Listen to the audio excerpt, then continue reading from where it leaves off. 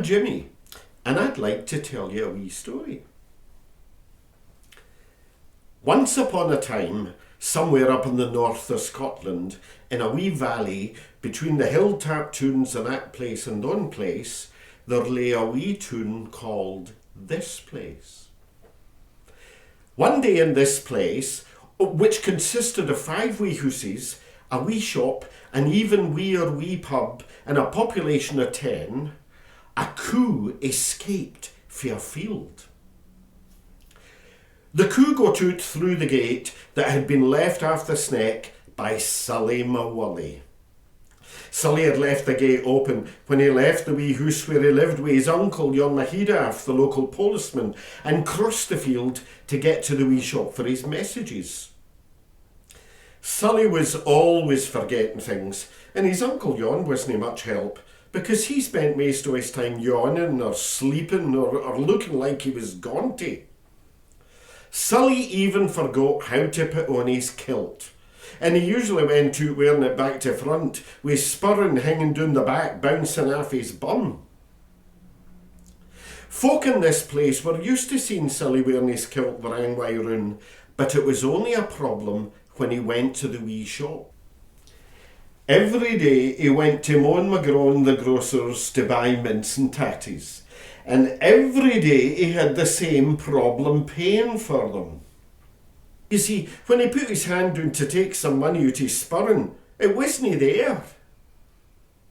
"Sorry, Mr. McGrawn, will you hold on to my messages till I run back home for my spurring?" Moan just groaned and couldn't be bothered to tell Sully that his spurring was hanging down the back, bouncing off his bum as usual. This would of course have saved Sully all the trouble of running back home, which Moan will tell you he did an awful lot. But on this particular day, the coo was in the road.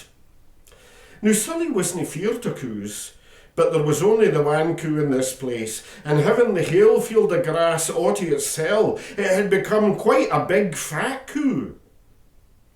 It was actually quite a nice big fat coo, but as the one street in this place wasn't very wide, it got jammed between the one wee shop and the even weeer wee pub, and Sully was stuck on the wrong side and couldn't get past to get home for his spurn, even although it was still bouncing off his bum. Mr. McGrawn could see through the window that Sully had stopped outside, so he came out to tell him about his spurn, only to discover the coo bloke in the street. This made Moan groan even louder. "Oh no, again!" Because that's right, Sully had let the coo out before. On previous occasions, the problem was solved by waiting a couple of days till the coo got a wee bit thinner with no having any grass to eat. The coo belonged to Right Madung the farmer, and he would usually help the situation by milking the coo right there in the middle of the street where it was stuck. But on this particular day, there was a wee bit of an emergency, and they couldn't wait a couple of days for the coo to shrink. You see, Miss Machance, the organist at the church up the hill at Don Place, was supposed to be playing for a funeral that day, and she was stuck on the wrong side of the coo and couldn't get past to get up the hill to the church. Miss Machance was a spinster, a timorous wee soul, and the stress of climbing up the hill to the church when she had plenty of time to get there was bad enough, without being stuck at the back end of a coo that would take 2 days to move.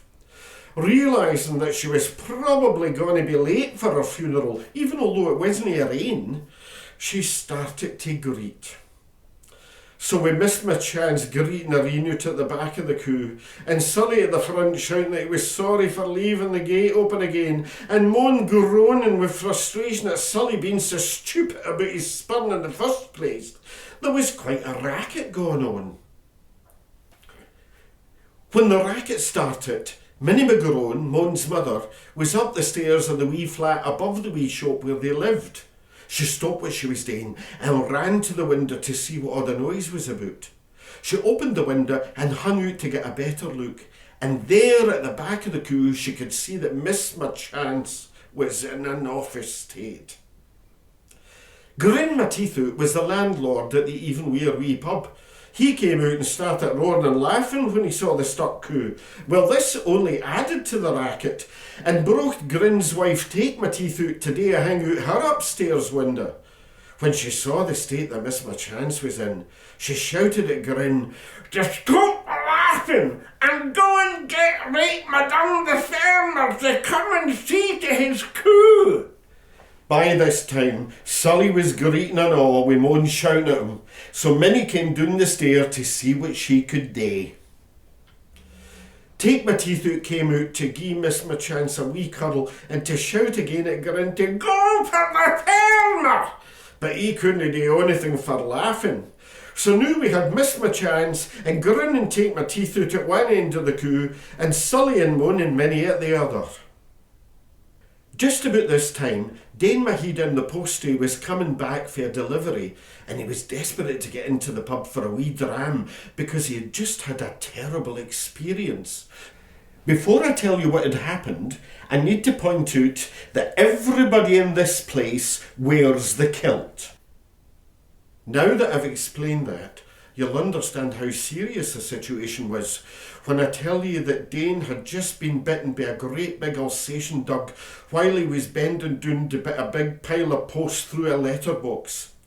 If he'd been wearing his trousers, the damage might not have been so bad, but he was wearing his kilt.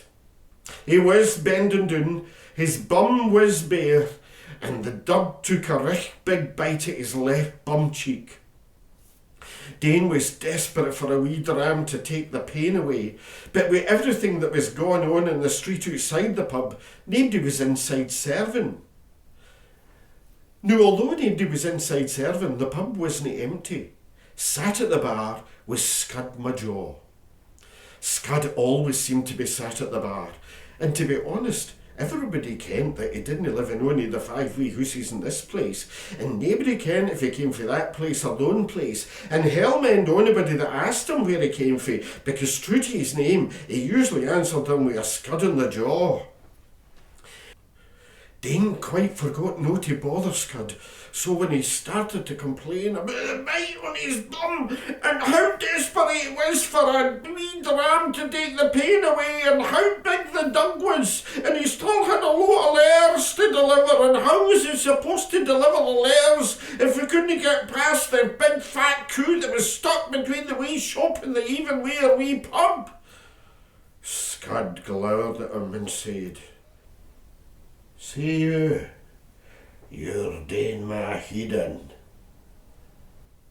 Dane looked at Scud as if it was off his head and said, "I ken I'm Dane Mahedan, I'm the postie, and I've just been bitten by a bloody big Alsatian, and I desperately need a wee dram to take the pain away." And he started to tell the whole story again, right from the beginning. Well, this really got on Scud's nerves, and made him get up off his stool, roll up his sleeves, draw back his great big fist, and scud Dane right on the jaw. Dane fell on the flare for the force of the punch and landed on the bum cheek that had been bitten by the big dog. This made the pain even more sore, so he got up and run out the pub and started to complain to Grin and Take about the fact that there was nobody inside serving and he desperately needed a wee dram to take the pain away from not just the bite in his bum, but now he had a pain in his jaw and all to make things even worse. Take shouted at him, "See ye, you're Dane Mahedan." "I ken I'm Dane Mahedan. Why does everybody keep trying to tell me my name? I'm Dane Mahedan the postie, and I've just been bitten by a bloody big dog. There's nobody inside serving, and I desperately need a wee dram to take the pain away. Not just for the bite in my bum, but the pain in my jaw and all is hurting even more. And I've got loads of letters to write, and who am I supposed to get posted molesters if I can't get past this big fat coo that wouldn't let me past, even if my bum was better?" "Shut up!" shouted everybody from the both ends of the coo. "You're Dane Mahedan!" Everybody went quiet when they heard PC Yon Mahedaff blowing his whistle. Taking his whistle out his mouth and yawning his head off, he said, "What the hell has gone on here? Can a hard-working man not get peace stay a wee sleep when he's been up all night, walking his beat on the night shift. This wasn't strictly true, because there wasn't very much for a policeman today in this place. What could possibly go wrong in a place with 5 wee houses, a wee shop, and even a wee pub, 10 folk and 1 coo? Everybody moved to the side so that Jon could survey the situation. When he saw the coo, he realised why he hadn't had his mince and tatties. Sully had left the gate open again. So now we had PC Jon my head off, miss my chance, stain my head in, scud my jaw, and grin and take my teeth out at the back of the coo, and sully my wully and moan and minnie my groan at the front. Taking charge and exercising his authority, Jon decided that the quickest thing would be for them to force the coo past the place where it was stuck. So, the 6 at the back started to push.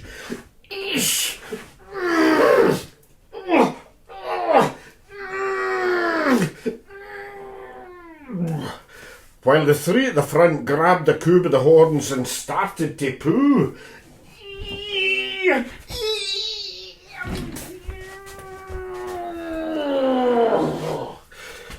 It wasn't moving one wee bit. And the mair the 6 at the back pushed, and the 3 at the front pooed, the mair the coo mooed. Moo! Moo!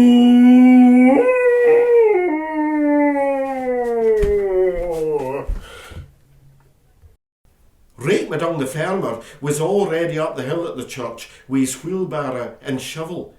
He delused that there was likely to be a fair amount of manure to be lifted for the hearse horses at the funeral, and he never missed an opportunity to make a collection to spread on his fields. He was at the gate when he heard a really loud moo for the coo. Rake kenned by the length of the moo that his coo was in trouble, so he ran all the way down the hill to see what he could do.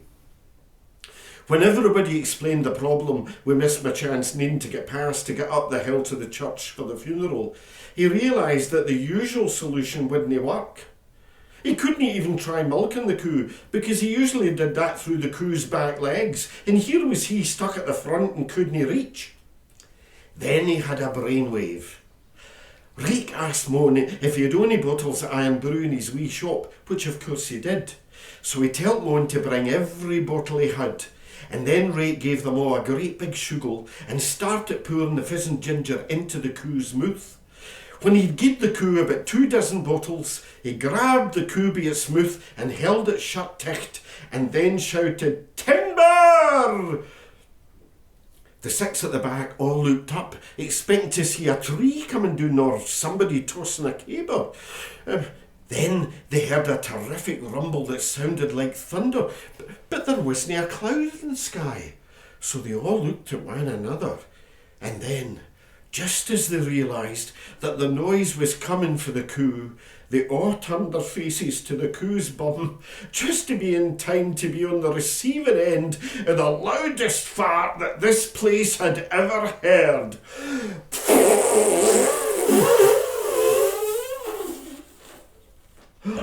What a smell! But it worked. The coo mooed and moved for it for the force of the fart, and Rake took it to the end of the street and tied it to a fence where it could wait for a couple of days till it was a wee bit thinner. Problem solved? Well, no really. You see, when the coo farted, the 6 at the back were covered in a humongous amount of coo shite. Miss Machance had seen what was coming and had lifted her music up to protect her face. Well, her face was fine, but her music was totally wasted and useless. The only tune she could play without music was Scotland the Brave, but a really cheery tune, not exactly suitable for a funeral. But never mind, because I'm pleased to tell you that there was a happy ending. Miss Machance eventually got up the hill to the church, and she did play for the funeral, But only she kent that the slow, sad tune that she was playing was actually Scotland the Brave in a minor key. Doon in the toon, Grin was still roaring his head off at the state of everybody. Take took to belting him round the lugs, and Scud punched him on the jaw, but he still grinned away, showing a great big mouthful of teeth. Dane quite forgot all about the bite on his bum. He was more concerned about the mess that all his mail was in, and Yon Machidaff went back to sleep on his big comfy fireside chair. Moan and Minnie went back into the wee shop, groaning about the waste of all that iron brew, and with a big smile on his face, Rake Madung shovelled up all the shite. 2 days later, they all met in Rakesfield to see the coo back where it belonged. Miss Machance opened the window in her wee house that looked onto Rakesfield, sat down at her piano and started to play Scotland the Brave the way it should be played. And Yon, Dane, Scud, Rake, Grin and Take and Moan and Minnie all joined hands and danced and ate some reel round the coo.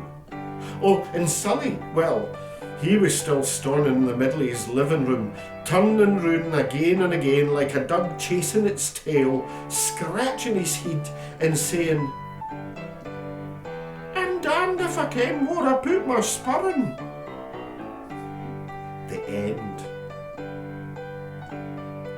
Come back and see me sometime, and I'll tell you another wee story for this place, where a lum fell off a roof. Cheerio.